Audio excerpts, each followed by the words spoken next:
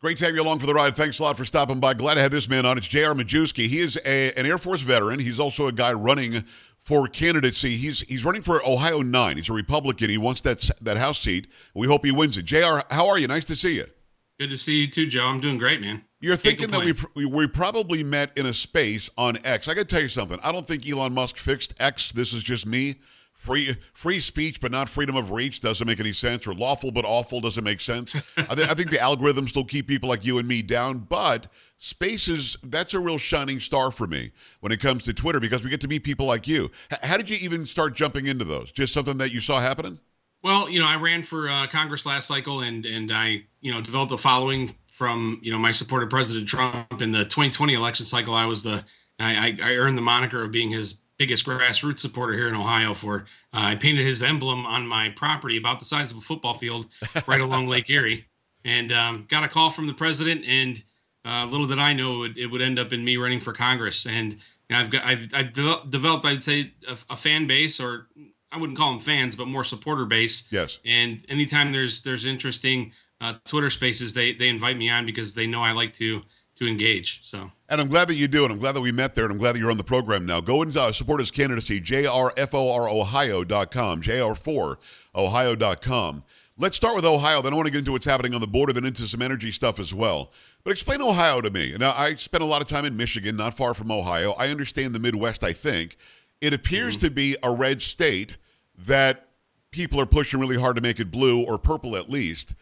Tell me about Ohio. Other than the big cities that we know are going to be deep blue because that's what urban areas are, what's the rest of the state like?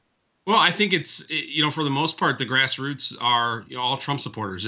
We like to say we're Trump country, but, we're suffering the same phenomena as other states across the country where the establishment has been pushing back and resisting and doing everything that they can to undermine the grassroots and America First movement.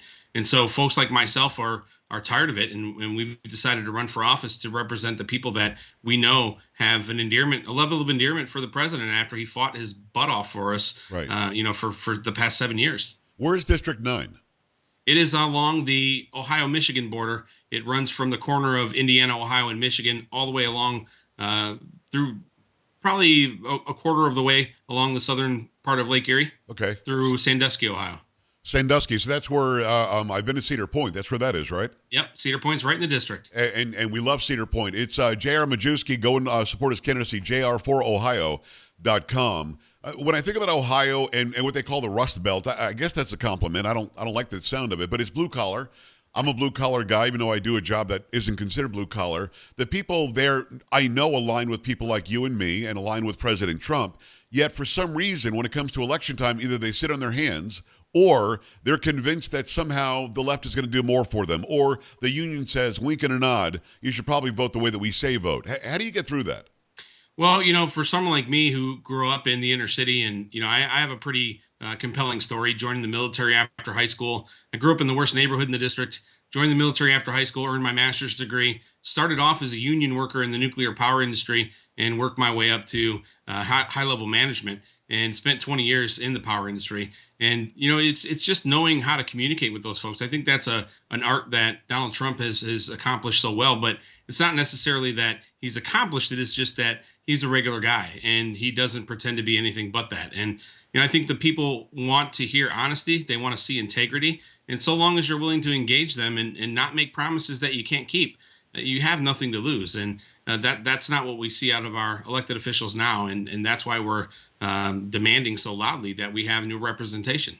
It's truly why Trump won in 2016. I mean, he was on the tarmac in Grand Rapids, Michigan at 3 o'clock in the morning election day. This guy didn't stop working. He outworked Hillary Clinton and the Democrats in the upper Midwest like nobody thought he could, and that's probably why he brought it home. I mean, that's who you want to hone in on as well. We're getting a lot of this, though, in places like Michigan, where Detroit, Hamtramck, and a couple of places are dominating the state. Even though it's a red state, it goes blue because of those pockets of people. Same thing must be happening in Ohio. So how do you convince those who are not in, I guess, Cleveland and other, really big metropolis areas? How do you convince them they can make a difference? Because, again, a lot of people, I think, will sit at home going, I can't make a difference. The big cities are controlling what we do here. Well, Donald Trump won Ohio over pretty convincingly. Right. And in urban areas like Cleveland, he dominated, and that's through his dialogue and engagement. I mean, he got out, came to Ohio multiple times, shook hands, went to local small businesses, and made himself available to people. And he's continued to do that, even during his time where he hasn't been the president. Before he started campaigning, I mean, we had the incident in East Palestine, and he was here, and Joe Biden wasn't. And I think that is a message that resonates with the people, that they understand that they're not forgotten. And I think I've been able to follow along that same trail because Donald Trump made me interested in politics. He's the guy that kind of inspired me to do this. And my legacy has been one of an ardent supporter of his. And I don't want to say that I'm a lot like him, but my race is a lot like his. And, I do have similar behavior traits in that, I stand for our personal liberties, and, I'm tired of the establishment running amok and ruining this country. Yeah, but Joe Biden's going to go to East Palestine. He said so. He's going to go. Yeah, eventually. He's not going. It is J.R. Majewski. Go and support his candidacy, jr4ohio.com, running for Ohio 9. A lot of you listening might be in Ohio 9. Talk to me about how you would feel as a representative seeing what's going on at the border in Texas. Texas has had it. They're now suing because the Biden administration is not holding up Article 4, Section 4 of the Constitution. That clearly says the central government's got to protect states from invasion. Would you be in support of the convoy that's going near the border? Absolutely. I will say that, I have neighbors here that, a lot of neighbors in my community here are veterans, and I know 5 of them that left on a convoy yesterday to go support their brothers and sisters that are down there working for Customs and Border Patrol. Texas has a right to protect their sovereignty, protect their citizens. And if Joe Biden is not going to do that, God bless Governor Abbott for standing up and actually following the law. That's what this administration has failed to do, is enforce the laws that are on the books. And Governor Abbott's brave enough to do that. And I hope the other governors along the border pick up the baton and stand next to him, because this is a disaster, what we have right now. There's a lot of talk about new legislation, and there's some weak-kneed Republicans actually talking to some Democrats in the Senate about new legislation. It would allow 5,000 people to come in illegally every day. Then we'd start enforcing the law. We throw a bunch of money down there, probably just to process people. When we know that Trump had it fixed, you didn't have to spend a dime. All Right. Biden has to do is undo the executive orders that he did. Should you get to Congress, how deep are you going to dig those heels in to say we're not spending another dime on a problem we can fix with a piece of paper? Well, I'm 100% about closing the government until we get this border fixed. I mean, we're being invaded, and we all know it. We're watching it happen, but nobody's doing anything. And then you have members of Congress that are standing up, like Matt Gaetz and Corey Mills, Byron Donalds. And, Senator J.D. Vance has been extremely vocal on, the nightmare that we have down there on the border, but nobody is actually doing anything about it. And, we just need to, I think we need to form an America First caucus, and we need to, lock arms and block and tackle and make sure that President Trump's agenda is seen through. We can't have a lame duck Congress like we had his first term. We have to be all gas, no brakes, and Trump's agenda needs to be moving forward and not stop. Listen, I'm 100% with you. Close the government. The purse strings, the purse strings, the purse strings. I keep on hearing how the House has the purse strings, and they keep on setting up continuing resolutions that are costing us trillions of dollars. It's very strange. We need more people like J.D. Vance, more people like Matt Gaetz, more people like you. Hopefully, should you get there. jr4ohio.com is J.R. Majewski. How are you doing in the polls right now? Well, in the primary polls, we're up by 19 points. So, nice. Doing very well. The establishment has tried to recruit some candidates against me. They recruited one gentleman, Kevin McCarthy did, and he was caught on a phone call being very negative, calling President Trump an arrogant and didn't like him. And so once that happened, his campaign imploded. So they recruited another gentleman who they found out was scandal plagued. So, it's a shame what they're doing. Instead of, supporting a guy like me that can win this primary very easily, they've resorted to supporting folks that they know are going to go to D.C. and they can pull strings and walk them like puppets. JR, is it a Democrat seat now? Yeah, it's been a Democrat seat for 41 years, held by Marcy Kapper, who's the How do you chairwoman change that? Fight, get out and tell the truth. I was on path to defeat her last cycle, and I was polling plus or minus 2 points in late September. And the Kapper campaign and the DCCC launched a multi-million-dollar lie about me and accused me of fabricating my military service and lying about serving in Afghanistan. And I have, through the help of folks like Matt Gaetz, by way of congressional investigation, they found that the DCCC and Pelosi's super PAC, forged my signature, had my social security number, and lied by omission. Oh And my goodness. yeah, I spent 11 months after the election working with the Air Force, and I've been awarded the Global War on Terrorism Medal, which I didn't have because I was out of the service before George Bush created it. But Right. that was the lie that that was what their lie was based off of. I'm glad you exposed them, and hopefully the people watching and listening in District 9 know now that that was just BS to win an election. I wouldn't put anything beyond that. I wouldn't put anything past them, though. So come out of the primary, and you got to come out swinging. Do you have the support of Trump right now or not? Well, we haven't officially asked him, but I was endorsed by him last cycle. I've been endorsed by J.D. Vance, Matt Gaetz, Kash Patel, Rick Grinnell, Corey Mills, Byron Donalds. So, the whole slew of America First. So it's just a point of getting in front of the president and asking him. And he's been so busy with the caucuses.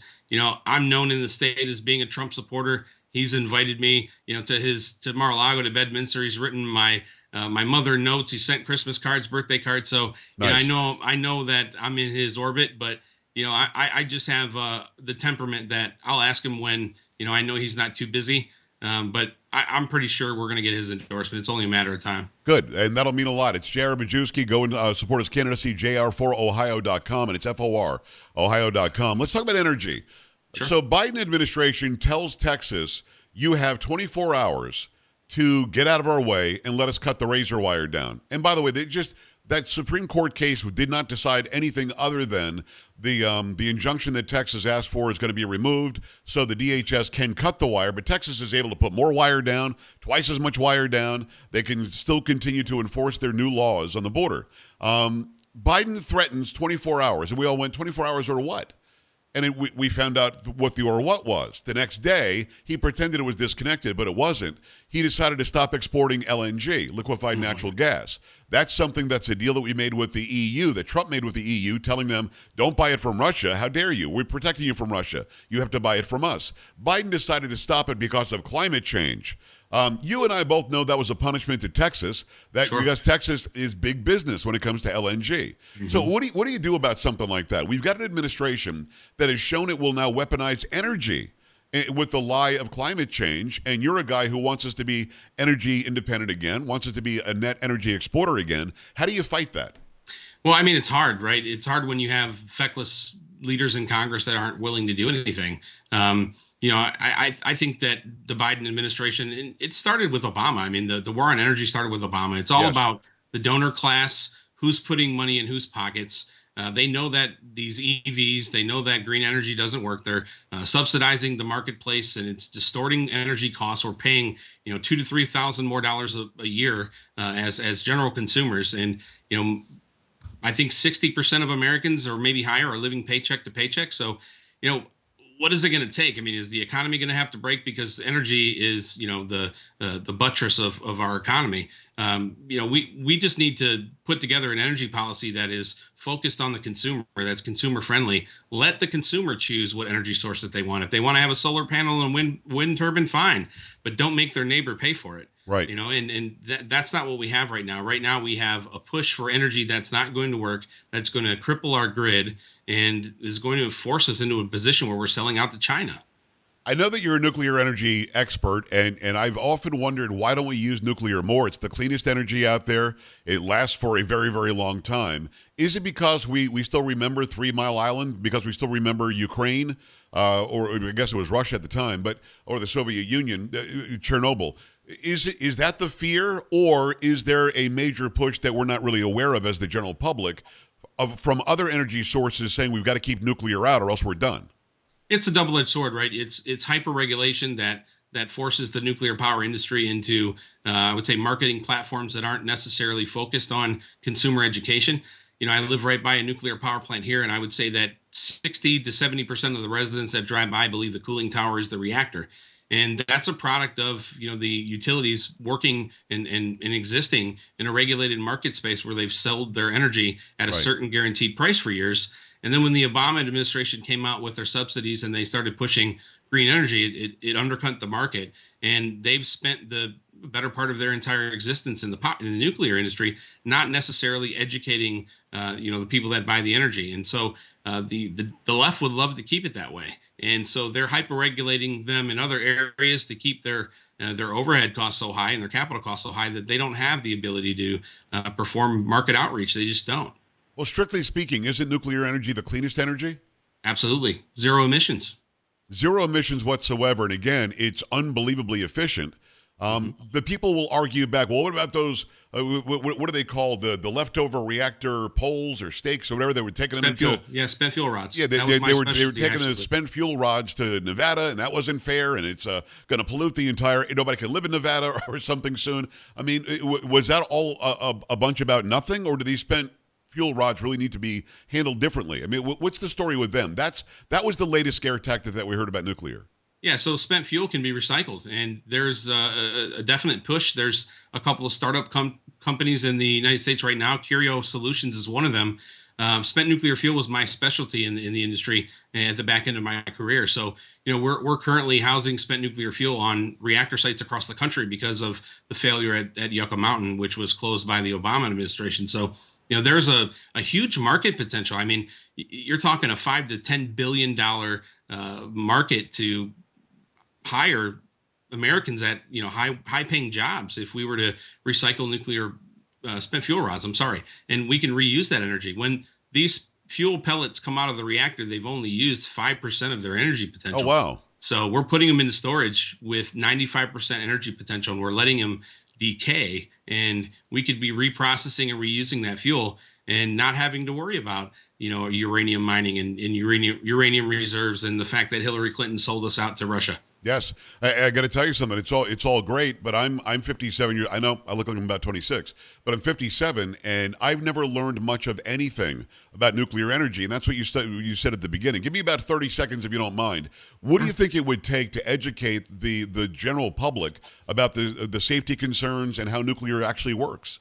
Well, I mean, it's pretty simple. The way that nuclear power operates is through, superheating water and creating steam and spinning a turbine, and that turbine spins, other forms of equipment, which then, powers out into the transformers, which throws it onto the grid and comes to your home.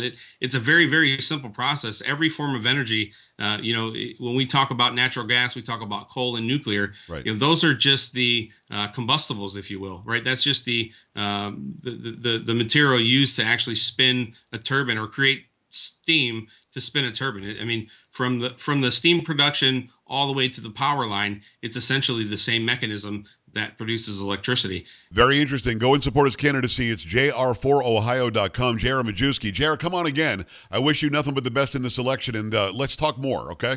Absolutely, sir. It was my pleasure. Thank you. Appreciate you, brother. Thank you. We're back after this. Stay right here.